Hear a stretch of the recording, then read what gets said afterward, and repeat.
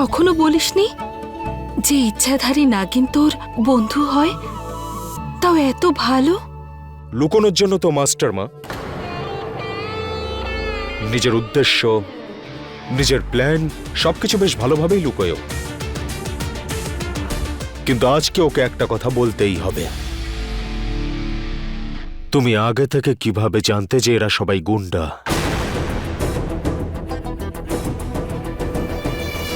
কাল আমি তোমার ইন্স্যুরেন্সের ব্যাপারে কথা বলতে উকিল আঙ্কেলের কাছে গেছিলাম, আর সেখানেই আমি ইন্স্যুরেন্সের কথা বলতে? কিন্তু কেন? কারণ ওই ইন্স্যুরেন্সের জন্যই রানার প্রাণের ঝুঁকি রয়েছে মা।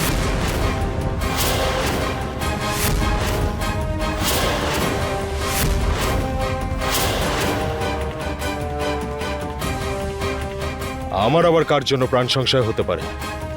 সেটা আমি জানি না, কিন্তু আমি কিছুদিন আগে 2-3 জনের কথা শুনেছিলাম।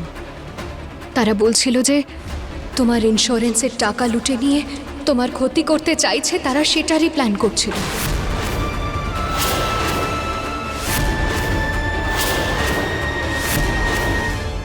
তা তুমি ওদেরকে চেনো না? আমি চেষ্টা করেছিলাম, কিন্তু আমি শুধু তাদের ছায়া দেখতে পেয়েছি। অসাধারণ। একদিক দিয়ে ভালো, তুমি লেখক নও আপদ। জিজ্ঞেস করো কেন, জিজ্ঞেস করো কেন। কারণ তুমি যেই গল্পগুলো লেখো সেগুলো ভীষণই জঘন্য হয়। রানা, মিঠি কেন গল্প বানিয়ে বলতে যাবে? যাতে সবাই ওর কথায় বিশ্বাস করে মা। ও যে আমাদেরকে খেয়াল রাখার নাটক করছে সেটা যাতে সবাই দেখতে পায়, আর ওকে যেন সবাই ভালো মনে করে। কান খুলে শুনে রাখো, আমি তোমার পাতায় জালে কিছুতেই আটকাবো না। আমি জানি সেটা। তোমার চোখে আমি ভালো হওয়ার চেষ্টা মোটেও করব না, কারণ সেটা আমার জন্য ওয়েস্ট অফ টাইম হবে। তবুও তো চেষ্টা করো। কেন? কারণ তুমি চাও যাতে আমি এই বাড়ি থেকে তোমাকে না বের করে দিই, তাই না?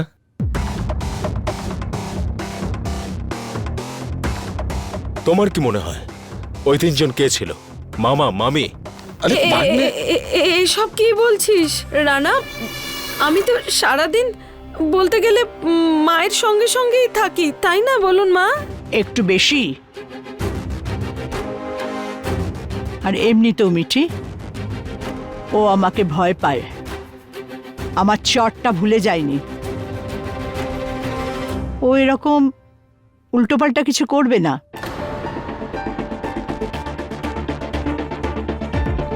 তাহলে আপদ তৃতীয় জনকে? এই মিঠি তো আমাদের পুরো প্ল্যান জেনে ফেলেছে। ওহো, আমার দিকে তাকাচ্ছে তো। এবার শুধু আমার নামটা না বলে দেয়। তা আপদ, রানার সুরক্ষার দায়িত্ব শুধু 2 জন নিয়েছে, এক ভোলানাথ আর এক রানা নিজে। আমার তৃতীয় ব্যক্তির কোনো প্রয়োজনই নেই। তবুও যদি আমার কিছু হয়ে যায় তাহলে ভালো করে লুচি হালুয়া বানিয়ে আমার শ্রাদ্ধে।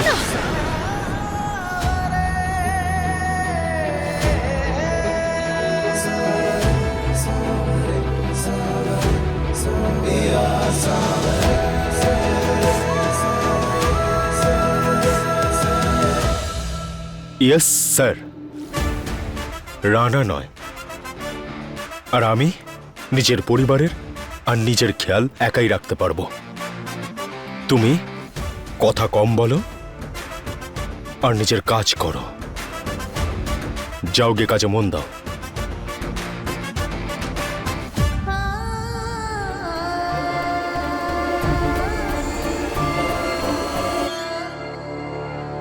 দেখলে তো চেঁচিয়ে চেঁচিয়ে প্ল্যান করার পরিণাম। আমি তো প্রথম থেকেই বলছিলাম ওখানে কেউ আছে, কেউ আছে। ওখানে মিঠি ছিল, মিঠি। দেখলে তো কি হলো। ওকে কেন বলছো তুমি? বলার হলে ওকে বলো। ইন্স্যুরেন্সের কথা তো ও বলেছে, তাই না? খুব সাদা সিধে সাজে সবার সামনে, যেন ভাগ্নের জন্য তো নিজের প্রাণটাও দিয়ে দেবে। আরে হ্যাঁ, প্রাণ তো তোর। ও ভাগ্নের প্রাণ নিয়ে পুরো টাকাটা আত্মসাৎ করতে চায়। হ্যাঁ, লক্ষণের বাবা, আজ তো খুব বাঁচান বেঁচে গেলাম, পরেও যাতে নিরাপদে থাকি, তাই আজ তো এর হাটে হাঁড়ি ভাঙতেই হবে। সবাইকে গিয়ে ও স্বরূপটা বলতে হবে। চলো চলো। আরে তোমার মুখোশটা খুলতে যাচ্ছি, মুখোশ। একটু ভয় তো পাও। মামা, হ্যাঁ, যেটা আমি চাইছি বোধহয় আপনারাও তাই চান। কি? যদি আপনারা আমাকে ভাসানোর চেষ্টা করেন, তাহলে আপনাদের রহস্যটাও তো আমিই বলে দেব। তাহলে শুধু আমি ভয় পাবো কেন? সেই কারণে যেটা আমি বলবো সেটাই করুন। আপাতত কিছুদিন শুধুমাত্রই মিঠির ওপর নজর রাখুন আর রানাকে ভুলে যান, না হলে আমরা সবাই মারা পড়ব। এই তিনজন একসাথে হয়ে কি খিচুড়ি পাকাচ্ছে?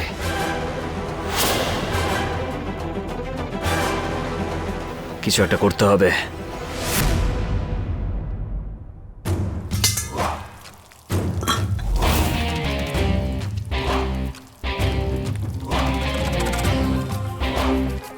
ওর ফেভারিট বেগুনের ভর্তাটা হয়ে গেছে, তাড়াতাড়ি প্যাক করে দিয়ে দিই।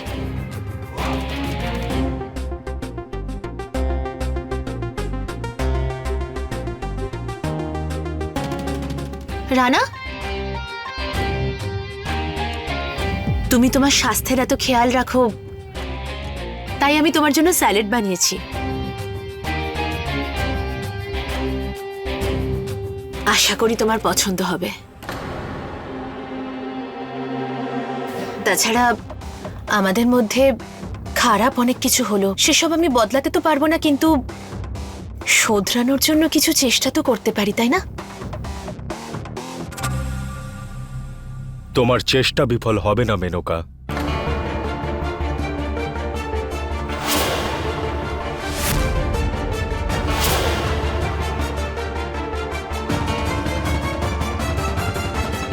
আমি জানি যে তুমি আমার উপর রেগে আছো, কিন্তু আমি তোমায় কিভাবে বোঝাবো যে তোমার প্রাণের ঝুঁকি আছে? Thank you.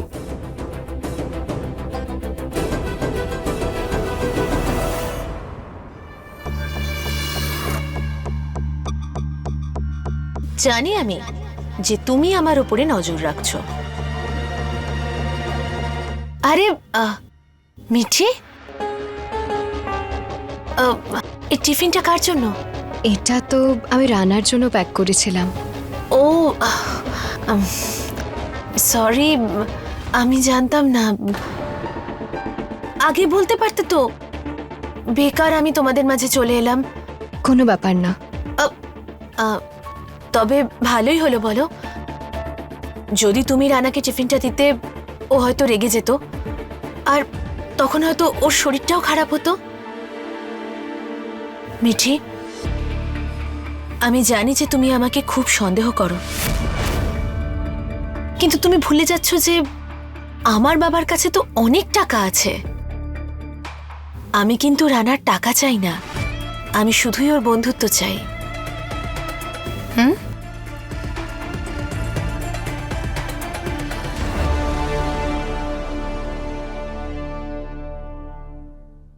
রানার টাকা যদি মেনকা না চায়, তাহলে এমন আর কে আছে যে সম্পত্তির জন্য রানার ক্ষতি করতে চাইছে? তুই যতক্ষণ তোর প্রশ্নের উত্তর খুঁজবি, ততক্ষণে এই বাড়ি থেকে আমি তোকে বেরই করে দেব। মিঠি। মিঠি, হ্যাঁ দিদা। আজকে সন্ধেবেলায় কিটি পার্টির কিছু বান্ধবীরা আসবে, একটু ভালো ব্যবস্থা করে দিও।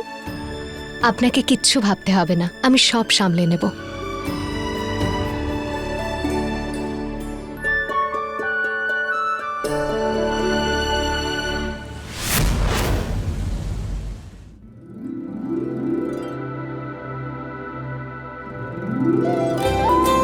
ডেকোরেশন তৈরি আর খাবারও রেডি।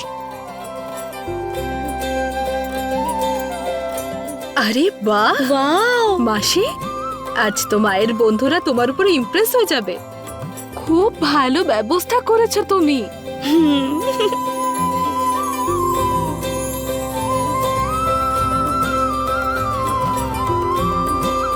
এই সব কিছু তো মিঠি বৌমাই করেছে, আমি তো আজ কিচ্ছুতে হাত দেইনি।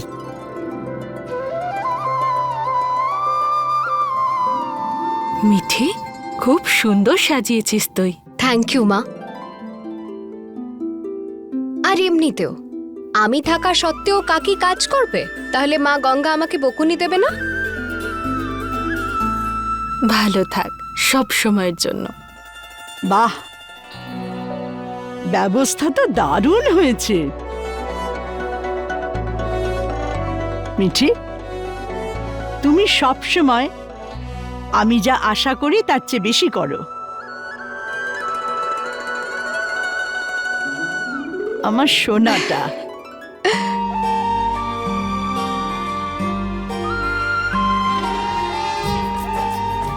Thank you. ওয়েলকাম। এটুকু ইংরেজি তো আমিও বলতে পারি।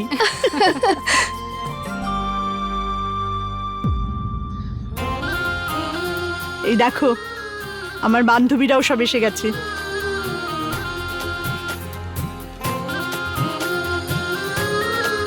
এসো এসো, কেমন আছো সবাই? সব ঠিক আছে। ভালো আছি। আর কবিতা, তুমি গতবারের কিটি পার্টিতে আসোনি কেন?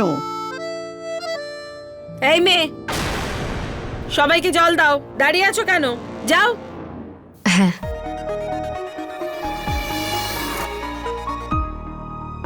আরে গিরিজা, ও তো রানার স্ত্রী, তাহলে ও কাজের লোকের মতো জামা কাপড় পরেছে কেন? কবিতা আন্টি, আপনি ভুল ভাবছেন। ও এই বাড়ির চাকরানি।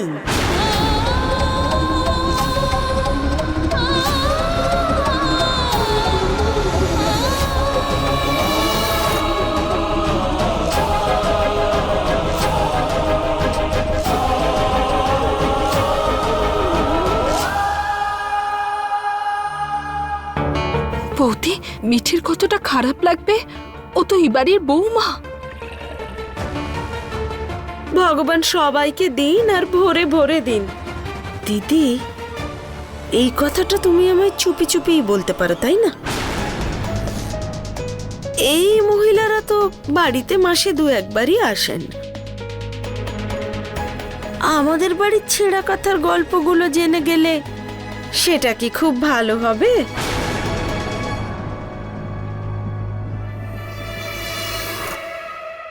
যে যা বুঝছে বুঝতে দাও, তাই না বলো?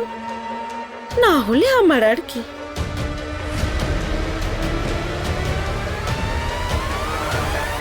Baby loves games. আজকে ওই গেমটা খেলবো যেটা আমার ফেভারিট, ওই কার্ডের গেমটা, ঠিক আছে? তোমরা বসো না, এসো।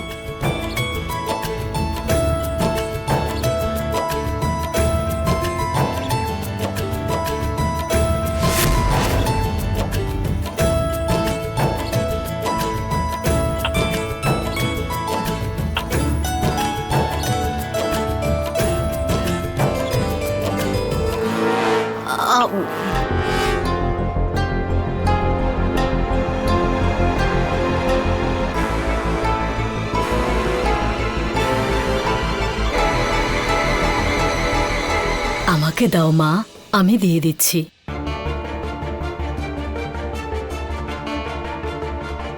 আমি স্ন্যাক্স আনছি।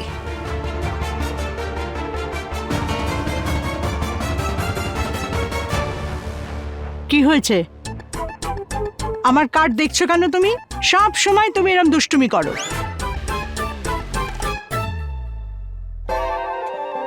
আর মা, তুমি সবসময় বাচ্চাদের মতো ঝগড়া করো। তা নয় তো কি?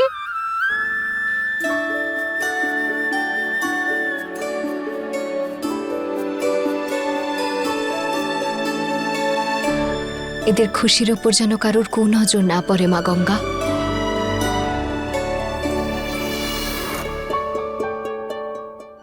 নজর তো নিশ্চয়ই লাগবে।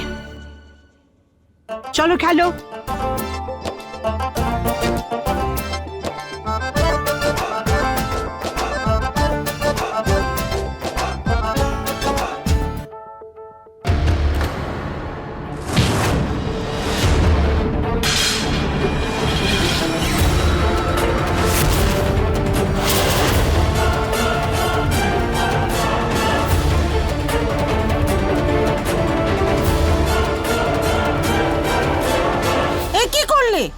দেখে হাঁটতে পারো না নাকি?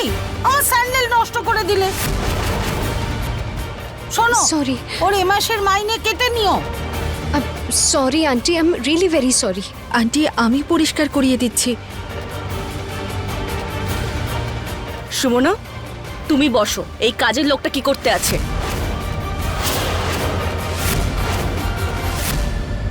জুতোটা পরিষ্কার করো। শুনতে পাচ্ছ না?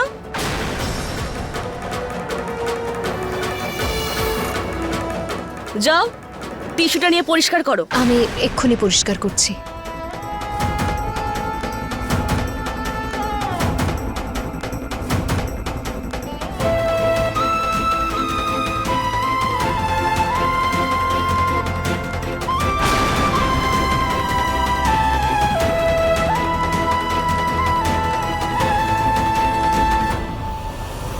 ওহো, দারুণ মজার ব্যাপার, কিন্তু আরো একটু মজা চাই আমার। মিঠি, দেখতে থাকো।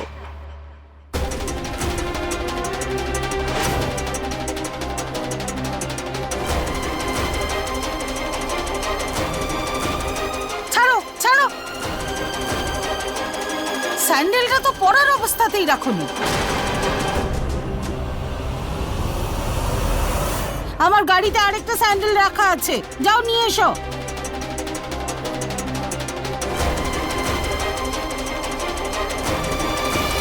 আরেকটা নিয়ে যাও। হ্যাঁ আন্টি।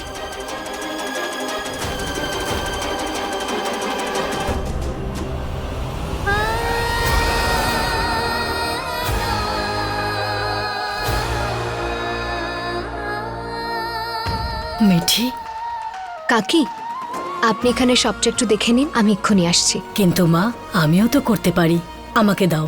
তাতে কি হয়েছে কাকি, আমি আসছি। ঠিক আছে।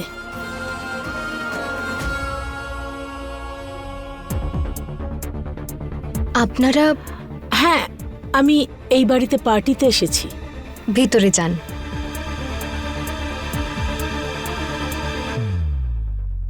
নমস্কার ম্যাডাম, আমি রাধা গুপ্তর বোন, আর ও আমার বন্ধু। নমস্কার। রাধা গুপ্ত,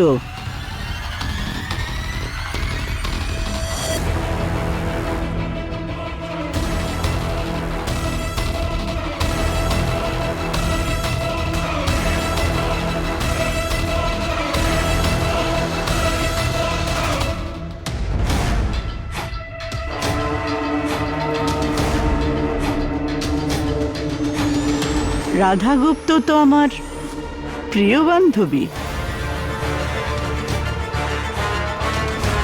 ও কেন আসেনি? ওই ওর একটু কাজ এসে গেছিল, তো ও বলছিল যে এই বাড়ির সঙ্গে তো ঘরের মতন সম্পর্ক, তাই আমি না বলেই চলে এসেছি। ভালো করেছো না জানিয়ে এসে। যখন এসেই গেছো তখন বসো।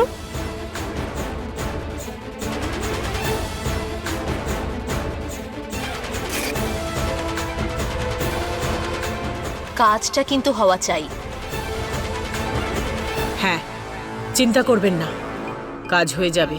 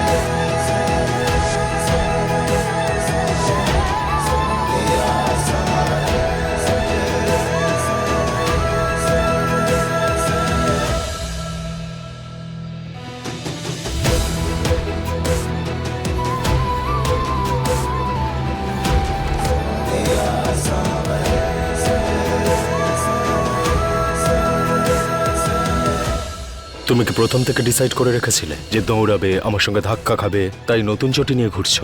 এটা আমার নয়। বুকটা তো আমার।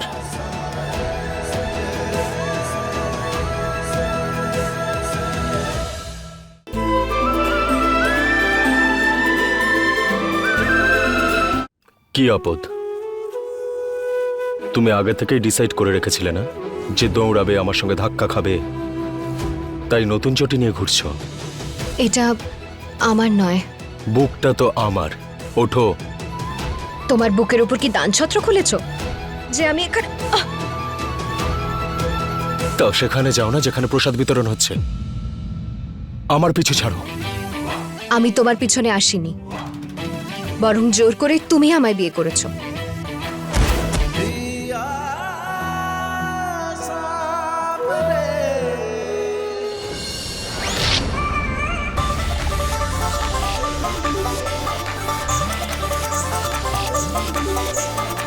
ওদিকে দেখো। ওদিকে। হে মা গঙ্গা, এখন আমি ভিতরে কি করে যাব?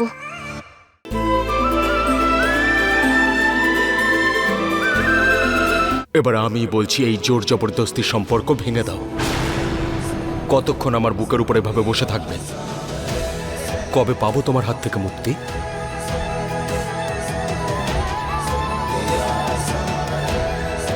কখনো না।